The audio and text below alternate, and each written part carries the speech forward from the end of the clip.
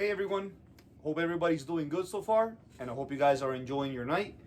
So today I'm doing two videos. I probably won't upload tomorrow, maybe the day after, or I might wait 2 or 3 more days because I got some things that I'm doing. I might be moving, so I need to start packing up a couple things. So today you're getting 2 videos instead of 1. So I did one a few minutes ago, and this is my second one since elections are right around the corner, and a lot of these tolerant liberals that they wanna, I guess what they call love trumps hate, and they wanna teach you guys about love and inequality, and they teach that by beating your ass, throwing things at your car, maybe breaking into your house. They might not be happy with the elections. So if Trump wins, maybe there might be violence, maybe there not. There might not be. But in case there is violence, I want to share with you little information about a little bit of my setup. But this is a very, very, very basic setup. So I'll do an in-depth video on my setup. But to keep things easy for you guys, I want to show you something you can do with your gear in case you do have tactical gear in your house and you do not know what you're doing with it. Take this from mine, and if you apply it with yours, I'm sure you're going to be satisfied with the results. Let's go ahead and let's check mine out, and I'll show you what I did to mine, and if you like it, do it to yours, okay? So let's go ahead and let's go check it out. Okay guys, so let's go ahead and let's get started. I just want to tell you all that I can't believe I'm actually doing something like this. It feels more like something out of The Purge than me teaching you something that will educate you. But since people in the world today say that they're tolerant, and by being tolerant means jumping you, killing you, or hurting you, or destroying your property just because you guys might have a difference in political views, I'm gonna have to go out of my way and try to help you guys out in case you guys end up being put in a bad position. You can get yourself out of it, or at least maybe survive it. So let's first begin with my Kevlar. Okay, if you have a Kevlar, what I always recommend, don't just have the Kevlar by itself. Get yourself some goggles. You really want to be wearing eye protection or goggles on you if you are shooting a rifle or a handgun, just because of the gases or maybe a little bit of debris might hit your eyeball. And you don't realize these little things until it happens, and then you're like, oh man, I really should have had something like that. But then it might be too late. Now, when you do get a Kevlar and your goggles, what I highly recommend on either side, it doesn't matter, go ahead and put your blood, what type of blood type you have. That way, in case you get hit and you got to get to the hospital, or you're bleeding out or whatever, paramedics can identify it, or your friends can identify it in case you get seriously injured and you need a transfusion. Maybe this will speed up the time of it takes to save your life, okay? So let's move away from the Kevlar,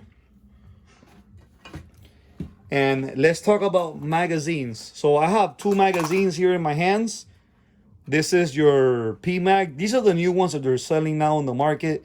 And these are usually the ones that are now coming with the AR-15s. Now, I like this one. I think this one came from HK. So this one is always going to be my favorite one. And any veteran out there that has used this magazine will always tell you this one is a million times better than this one. Now, check this out, though. Look at the bottom of the magazines. Look how this one looks at the bottom. Look at this one at the bottom. You see this? Okay. So there's a reason why I did this. And that reason is going to be right here. Your D-clip or your carabiner. Now, for my gear, I do not really need this because I have something else on the back of my vest. And I'll show it to you in a minute. But if you do not have what I have, what I recommend is if you go to Walmart, you buy duct tape. And that's what this is. It's duct tape, okay? And you get 550 cord or parachute cord, however you want to call it. Look at it carefully. You could do something similar. with yours like I have done with mine, okay? All you're gonna do is put 550 cord, give it some space to make a loop, put her on the other side, and then put 2 or 3 times duct tape around it, and you're good. See, there's tension on it. It's all you need. I'll explain to you why shortly. Okay, let me move this out the way. Let me move this out the way. We'll come back to that shortly. Let me get this out the way. And let's talk about the vest. Oh, sorry, I'm all over the place. I'm dropping things you're not seeing on the camera. Okay. With the vest, I want you to put your plates in it. Now, my plates are level 3.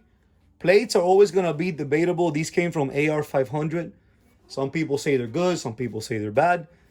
Usually, everyone has their own opinion.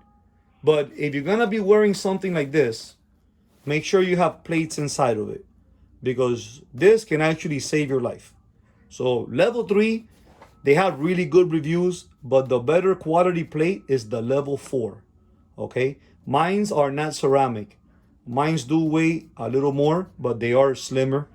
Ceramic plates are lighter weight, but they are thicker and they're more expensive. So I bought this. Now, let's go back to the magazines. Again, you see how this one has nothing on the bottom, but this one does. So this is why I tell you that this one goes with this. On my setup, if you look at the back of my vest,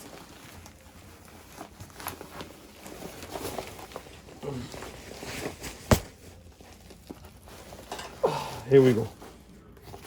If you look at the back of my vest, I have this. So this is what you call a drop pouch.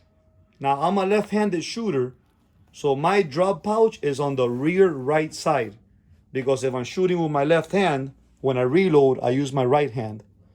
So on my magazines, even though they have this, it really wouldn't make a difference, because when I'm shooting and I run dry, as I pull out the magazine from the firearm, I drop it in here. So that's the only reason why it doesn't matter, because on my vest, I use what's called a drop pouch. Now, for some of you guys that don't have a drop pouch, then this is where it comes into play. Instead of using a drop pouch, excuse me for 1 second, let me turn it around to the front. Okay. Instead of using a drop pouch, what you do is you take your carabiner, always leave it unlocked. And if you want to put it on the side or on the front, really doesn't make much of a difference. This part is going to come into how you feel is more comfortable for you. For this video, let's say I'm going to put it right here on the side. If I go ahead and I clip, I keep my carabiner right here.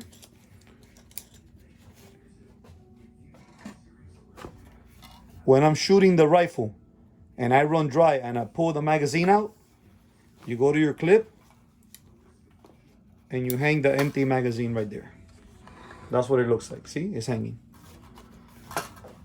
You reload and you keep going.